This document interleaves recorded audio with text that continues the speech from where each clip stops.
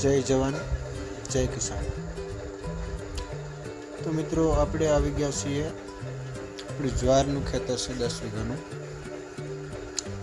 ત્યાં જ્વાર તમે જોઈ શકો, એક થડમાંથી 3-4-5 સુધી ફૂટ નીકળેલ છે। કારણ એક જ છે કે આમાં જીવામૃત પાયેલ છે, અને બીજું કારણ એ છે કે આ જ્વારની ઓળથી ઓળની દૂરી 22 ઇંચ છે, રાપેદાર વાવેલ છે। દર વખતે અમે લાગઠ વાવતા, એકદમ નજીક કાપા વગર જ વાવતા। આ વર્ષે આ રીતના રાપા કરીને વાવેલ છે, અને ફૂટ બહુ સારી છે અને ગ્રોથ બહુ સારો છે।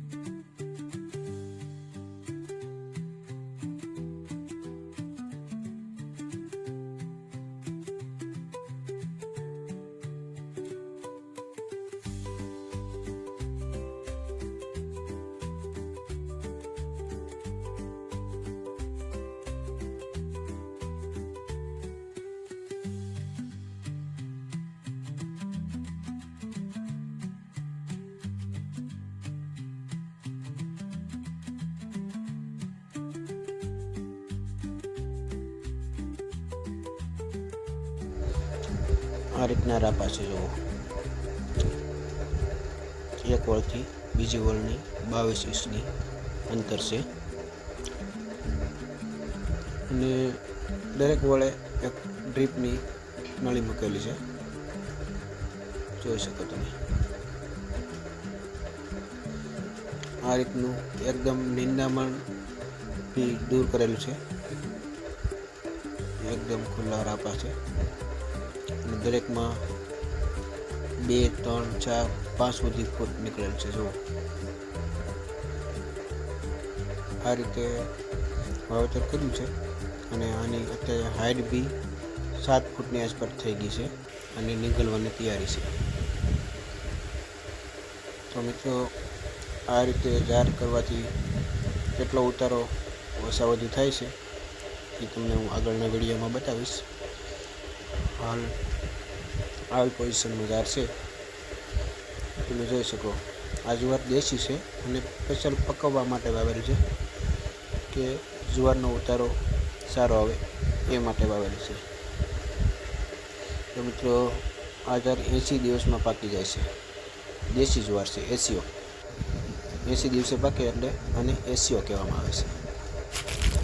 ઘરનું જ બિયારણ હોય છે, આમાંથી અમે બિયારણ દર વર્ષે હારા જે કહડા આવે એ વીણી અને રાખેલું હોય છે, ખુદનું જ બિયારણ વાવીએ છીએ દર વર્ષે।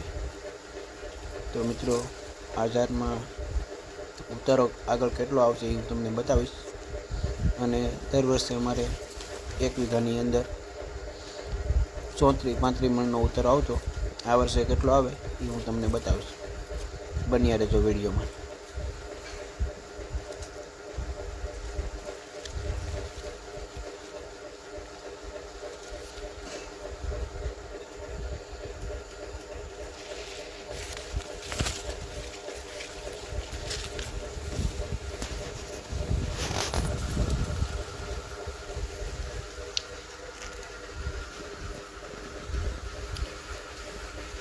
અમારું ગામ દયાલ છે, તાલુકો મહુવા અને જિલ્લો ભાવનગર।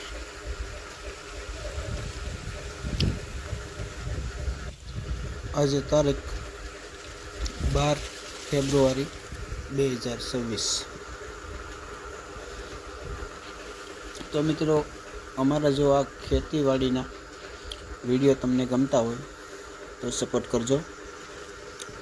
અમે માહિતી જે કાંઈ આપીએ એની તમને ખાસ ખાતરી આપીએ છીએ કે ખોટી માહિતી ક્યારેય નહીં આપીએ, કારણ કે અમે એક ખેડૂત છીએ ને આપ બી જાણતા હશો કે ખેડૂત ખોટી માહિતી આપવાનું પસંદ નથી કરતા, કારણ કે એ એમની મહેનત હોય એ એને અનુભવ કરેલો હોય તે જ બતાવે છે.